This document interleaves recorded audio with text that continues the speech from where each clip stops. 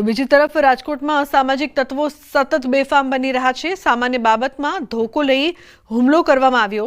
નાગેશ્વર વિસ્તારની ઘટના સીસીટીવી અહીં સામે આવ્યા છે। 55 જેટલા ગુનામાં સંડોવાયેલા ધવલ દોમડિયા અને તેના પરિવારજનોએ તરખાટ મચાવ્યો। પાર્સલ મંગાવનાર પાડોશીને જાનથી મારી નાખવાની ધમકી આપી। ડિલિવરી બોય દ્વારા ભૂલથી પાર્સલ મંગાવનારની ડોરબેલની જગ્યાએ પાડોશીની ડોરબેલ વગાડતા પાડોશીઓ વચ્ચે બોલાચાલી થઈ। કારમાં પણ તોડફોડ કરવામાં આવી હતી। તો ગાંધીગ્રામ પોલીસ મથકે ફરિયાદ નોંધાઈ છે।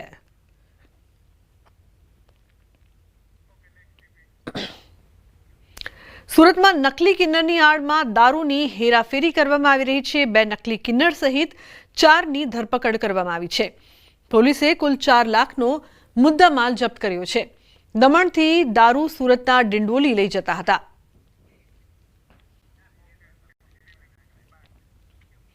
બીજી તરફ સુરતમાં નકલી વિઝા કૌભાંડનો મામલો। આરોપી પ્રતીક શાહ 4 દિવસના રિમાન્ડ પર।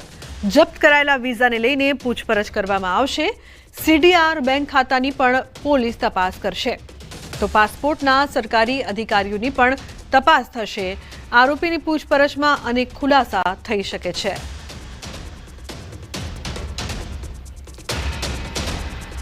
આરોપી છે પ્રતીક શાહ, એના 4 દિવસના રિમાન્ડ મંજૂર થયા છે। આ 4 દિવસ દરમિયાનમાં વ્યક્તિએ જેટલા પણ પાસપોર્ટ બનાવે છે અગાઉ એની પણ જે પાસપોર્ટ ઓફિસ છે એની પાસેથી કરાઈ કરવામાં આવશે। તે ઉપરાંત જે અત્યારે બોગસ પાસપોર્ટ મળ્યા છે એની કરાઈ કરવામાં આવશે।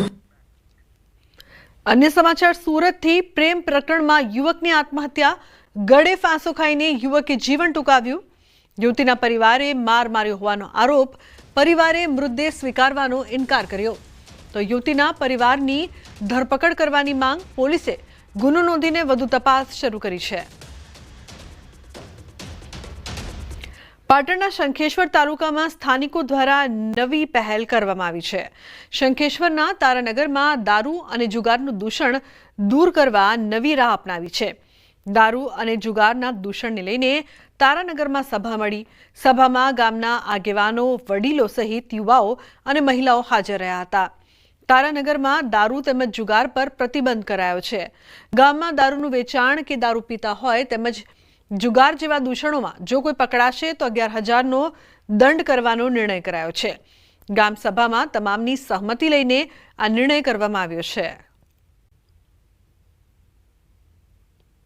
જેની અંદર દારૂ અને જુગાર બંધીનો સારો એવો નિર્ણય અમારા તારાનગર ગામ માટે લેવામાં આવેલ છે। અને જો દારૂ પીતા, દારૂ વેચતા અથવા દારૂ ઉતારતા કે જુગાર રમતા કે જુગાર રમાડતા જે કોઈ પકડાય એને ગ્રામજનો દ્વારા નક્કી કરવામાં આવેલ કે 11,000 રૂપિયાનો દંડ એની પાસેથી વસૂલવામાં આવશે। રાજ્યમાં ટેકાના ભાવે ખરીદી શરૂ થતા ખેડૂતોમાં ભારે ઉત્સાહ જોવા મળ્યો।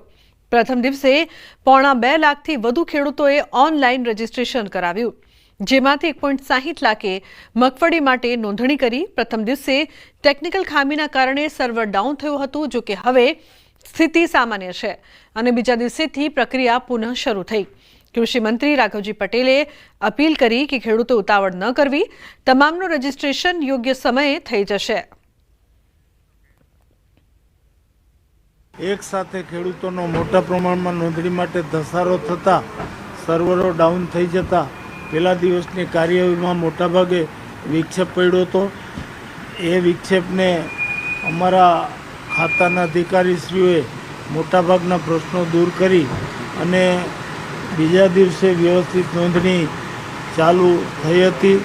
અને મને મળેલી છેલ્લી માહિતી પ્રમાણે અત્યાર સુધીમાં લગભગ 2.5 લાખ જેટલા ખેડૂતોનું રજીસ્ટ્રેશન ઓનલાઈન થઈ ગયું છે।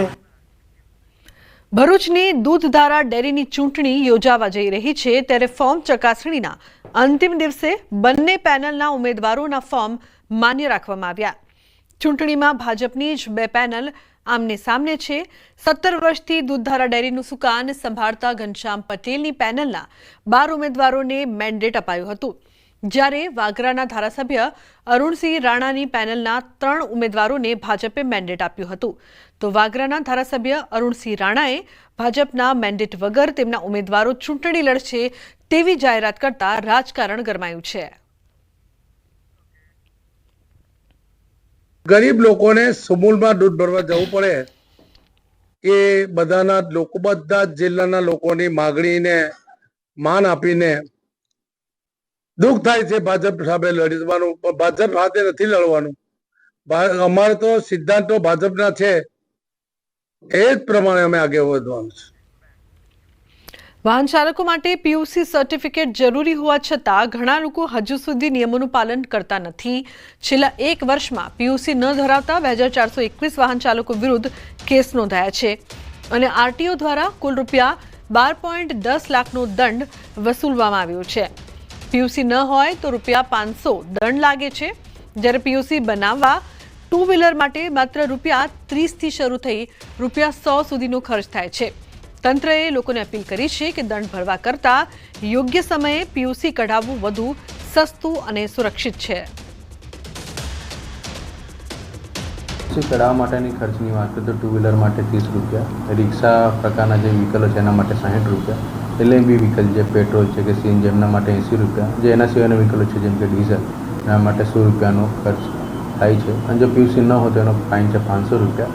અને જો હું દંડની વાત કરું તો લાસ્ટ 24-25ના આંકડાની વાત કરું હું તમને તો ટોટલ 2421 કેસ થયા છે અને એની સામે 12,10,500નો દંડ વસૂલ કરવામાં આવ્યો છે.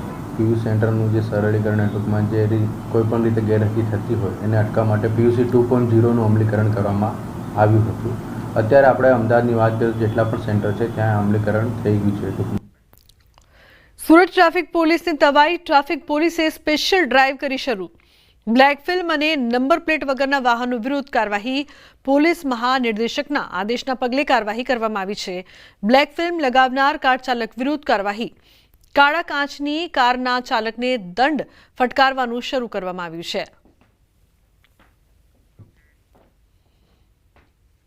ખામીયુક્ત જે વાહનો ફરી રહ્યા છે હાલમાં કે જેમને કાળા કાચ ડાર્ક ફિલ્મ લગાવેલી છે અને નંબર પ્લેટ જે વાહનોના તૂટેલા છે એ સિવાય જે પણ ખામીયુક્ત વાહનો છે એમના વિરુદ્ધ કાયદેસરની કાર્યવાહી કરવા માટેની ડ્રાઈવ આપેલી છે અને આ ડ્રાઈવની કામગીરીમાં અમે વાય જંકશન ખાતે હાજર છીએ. અમારી ટીમ દ્વારા જે ખામીયુક્ત વાહનો છે એમના વિરુદ્ધ કાયદેસરની કાર્યવાહી કરવામાં આવે છે. અત્યાર સુધીમાં કામગીરી ચાલુ છે તે દરમિયાન 3 વાહનો, 2 નંબર પ્લેટ વાળા અને 1 ગાડી કાળા કાચ વાળી ની અમે એના વિરુદ્ધ કાયદેસર કાર્યવાહી કરેલ છે. સમાચારમાં આગળ વાત કરીશું. બધું ધોઈ નાખ્યું.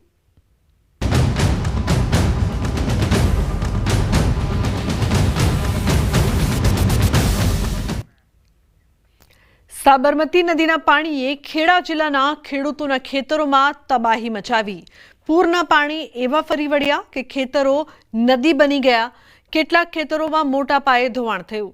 નદીમાં છોડાયેલા પાણીથી ખેડા જિલ્લાના ગામડાઓમાં ભારે નુકસાનીના દ્રશ્યો સામે આવ્યા. ખાસ કરીને ખેડા તાલુકાના રસિકપુરા ગામમાં નદીના પાણીએ અનેક વીઘા જમીનમાં વેરો પાથરી દીધો હતો. પરિણામે 8 થી 10 ફૂટ માટીનું ધોવાણ થતાં ખેતરોમાં ખાના ખરાબી સર્જાઈ.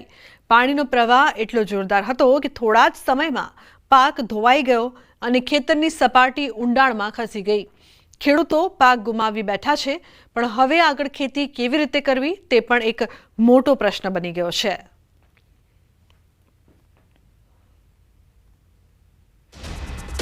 સાબરમતીની તારાજી ખેડૂતો માટે ભારે નુકસાન. ખેડૂતોએ ન્યૂઝ 18 પર રજૂ કરી તારાજીની વ્યથા. ગામનું પાણી અહીંથી નીકળતા જમીન ધોવાઈ છે. કપાસ, મગફળીનું જે પાક છે તે પણ ધોવાઈ ગયું છે. સાબરમતીનું પાણી ધારણા કરતા વધુ આવ્યું.